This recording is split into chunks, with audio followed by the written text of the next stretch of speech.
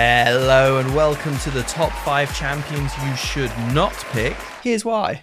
At number 5 we have Ashe, the 2010 champion. Ashe has been in the game for quite some time now. That should be your first warning sign. To say Ashe's kit doesn't really fit in today's scene would be a bit of an understatement.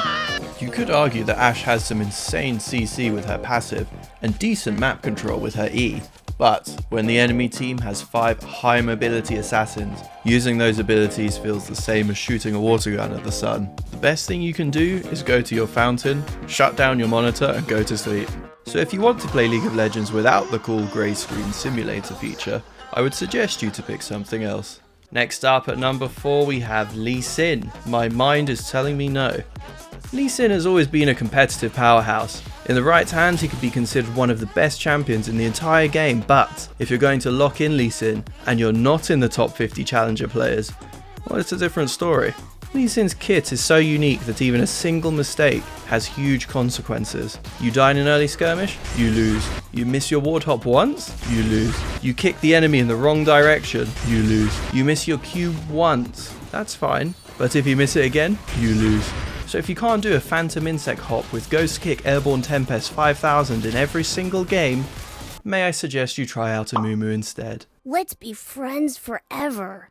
In third place we have Zoe, the annoying little Ever since her release, Zoe has been a nightmare to play against. If she hits you with a single Q, your game will automatically Alt F4.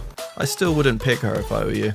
Remember what I said about that Q? Yeah, if you miss it when you're playing Zoe, you're going to be as useful as a fish on a bicycle. Now let me tell you a few other things that might be problematic.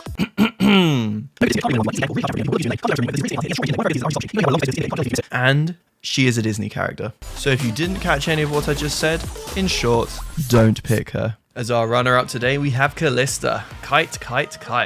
Kalista's in a pretty good state right now, but this has not always been the case. If we take a look at her win rate, we can see that it resembles a roller coaster. In terms of mechanics, Kalista is one of the hardest AD carries to play, which is a really bad sign if you belong in this category. Her ultimate ability is also really unique and actually pretty useful, but imagine if you have a Nami support. What happens when you throw a fish at a gun and a knife? That's right, sushi. So if you aren't a mechanical right-click god and you pick her, then you can say goodbye to your LP. And at number 1, ladies and gentlemen, we have Ryze. EQ. God, do not pick this champion! Even though Ryze excels in competitive play, you should never pick him in solo queue. There is a reason why Riot reworked him. Twice. Overall, Ryze is a pretty good champion. His problem is that every single champion beats you. His kit is really bad in the early game because of his high mana costs, and don't even get me started on his ultimate. However, if you make it to the late game, Ryze is a monster that deals insane consistent AoE damage. If you get there, that is. I think my fellow Reddit user, the busiest 10, described Ryze pretty well. When it comes to the Blueberry Mage, you have to QEQW, QWQ, left, right, up, down, special 32 times ultra combo just to do the same damage. In a team fight though, just EQ. Okay, that's it, bye.